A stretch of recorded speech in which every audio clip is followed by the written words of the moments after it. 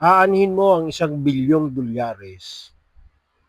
kung masisira naman ang mga kabundukan, ang ilog, ang mga sapa, ang lawa, saan titira ang mga isda, saan titira ang mga hayop sa gubat, sisirain ng mining. Alam na alam naman ng maraming tao, kahit naman sino, kahit elementary school, alam na kapag nagmina dyan, ay magkakaroon dyan ng kasiraan sa isang lugar, no? Kaya nga, ito ay tinututulan, no? Dapat maging makakalikasan ng presidente. Ang susunod dapat ng presidente ay yung maka-Diyos, no? Makabayan, at makakalikasan. Hindi yung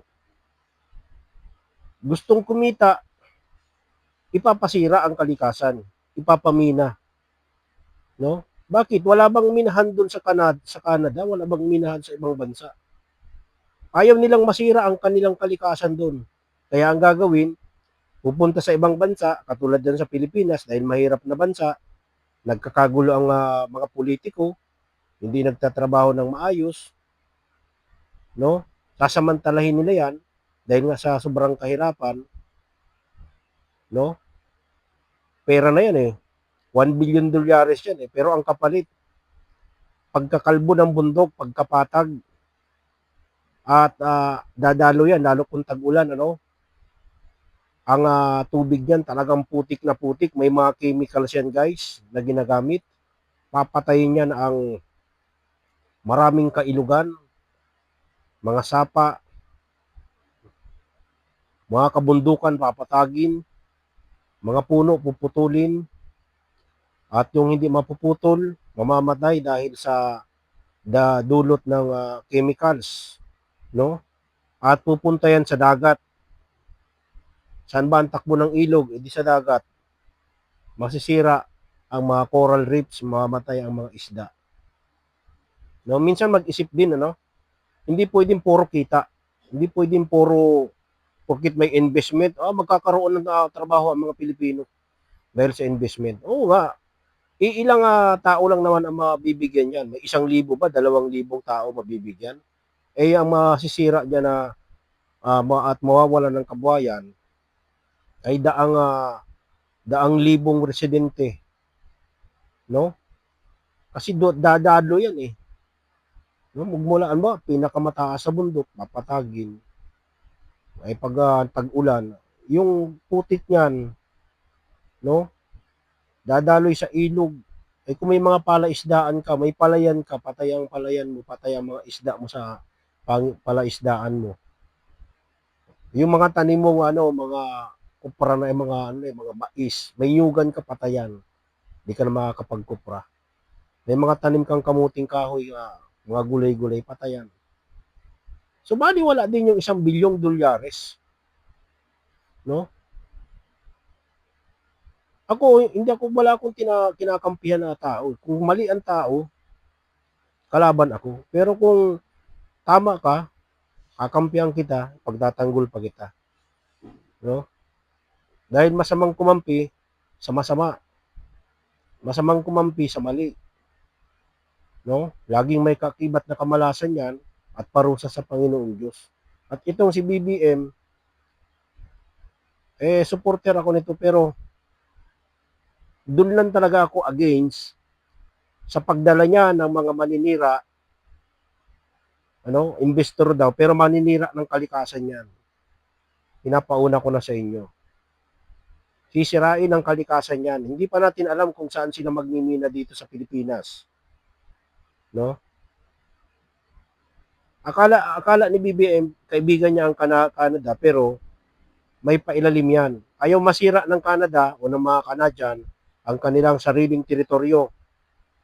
Kaya pupunta yan sa mga third world country katulad ng Pilipinas. Dahil nagkakagulo nga dito, hindi nagkakasundo-sundo ang mga politiko. At yan ang gusto ng ibang bansa ang magkagulo, ang Pilipinas. Lalo na yung kalaban ng Pilipinas, gustong-gusto yan na magkagulo tayo. Kaya pagsasamantalahin yan ng mga mayayamang bansa, no? Tapos sasabihin, utang na loob mo ngayon sa Canada dahil nakakuha ka ng nakakuha ka ng investment o 1 billion, pinagmalaki mo, oo, malaki yun. Pero malaki rin ang magiging damage niyan sa kalikasan, no? At talagang ako'y against sa pagsisira. Pagputol nga lang ng puno, ayaw kong puputulin ang puno eh. Dahil ako, nagtatanim ako ng puno. Yung mga tinanim ko ng puno, ngayon ay namumunga na. At yung mga umaayaw o against ay talagang ngayon nakikinabang sila sa bunga, binibenta pa nila. No? Kaya ayaw kong masisira ang kalikasan. Napakaganda. Kung gusto mo ng investment, PBBM, pagandahin mo ang Pilipinas, ang tourism, napakaganda ng Pilipinas kung tutusin. Palaguin ang turismo. Hindi yung sisirain mo. Paano papupunta dito ang mga turista kung sira ng bundok? Wala nang maaakyat na bundok. Oh, papatagi na yan. Napakaganda ng mga beaches ng Pilipinas. Yun, doon dapat magtutok ang gobyerno. Kung hindi KBBM, doon sa mga susunod na presidente, ang dapat natutukan ay ang turismo. No? Kita mo yung Maldives, wala naman silang ibang pinagkukunan ng ekonomiya nila, kundi ang pagkakaroon ng maraming turista. Kaya pinagaganda nila. No? Dapat ganun din ang Pilipinas. Huwag yung kukuha ka ng mga foreigner para sirain ang sariling kalikasan dahil yung foreigner ayaw sirain yung kanila. Kaya sa iba sila kukuha, sisira. Di ba rin gumastos ng malaki. Ako'y against talaga dyan. Ano? At sana makarating ito kay PBBM na against ako dun sa kanyang hindi ako against sa kanya bilang presidente. Against ako dun sa ginawa niyang pagkukuha ng investor para sirain ang kalikasan ng Pilipinas. Talagang hindi ko talaga kaya ginawa ko tong video ito, ano? Nakakapanghina, ano? Nakakapanghina yan. Hindi ako natutuwa diyan sa 1 billion dolyares na yan. Maraming sisiraing livelihood yan. Nako po. Kung gusto ninyong gumanda ang ekonomiya ng Pilipinas, magkasundo-sundo ang mga politiko, gumawa ng kanilang trabaho, no? At magkaroon ng kamay na bakal. Pag mali, mali. Tama yung ginagawa ni PBBM. Pag mali, mali. Papakulong mo yung mga kurap.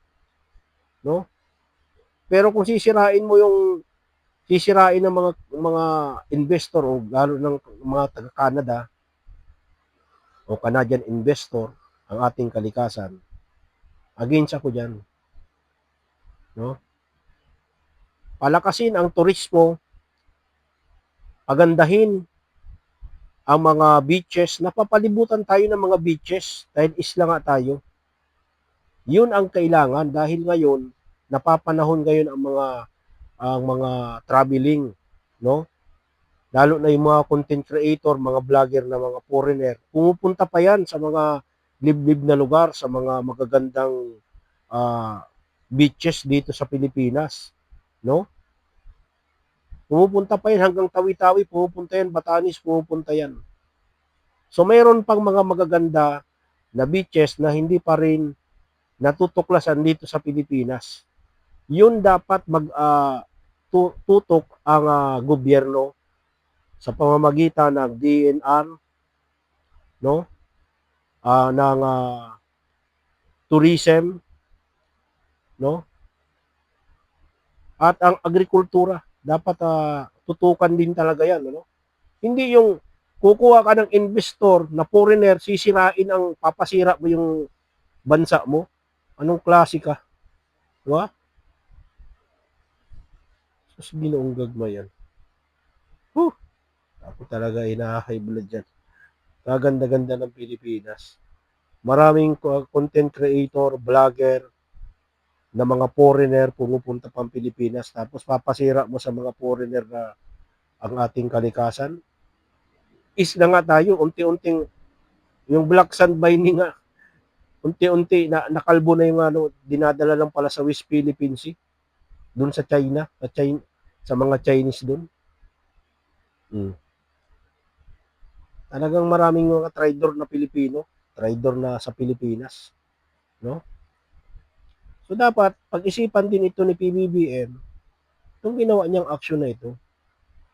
At dapat makialam dito ang taong bayan sa pamumuno ng DENR. Kaso ang DENR, sakop yan ng presidente.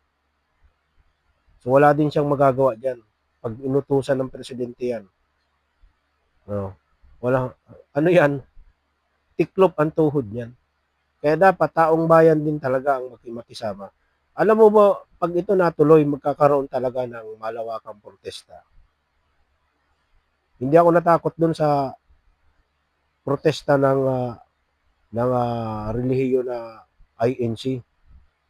Kapag ito natuloy, itong pagsira sa kalikasan ng mga Canadian investor, talagang magkakagulo talaga pag ito ay natuloy. Grabe. Sisirain mo ang Pilipinas. Ilang taong ka na lang, 2 taong ka na lang dapat ayusin mo na. Hindi yung ipapasira mo pa ang Pilipinas sa mga Canadian investor na yan. Tapos ginong gagma yan. Sinong magmamahal sa Pilipinas kundi ang mga Pilipino, tayo. Ang mga foreigner, walang pakialam yan. Babayaran ka lang yan, tapos. O, paano yung mga next generation? No? Sana makarating ito, sana i-ano natin ito mga kababayan. Na tayo ay against sa corruption. Pero mas against tayo sa pagsira sa kalikasan dahil mas matindi pa ito sa corruption, no? Maraming salamat po.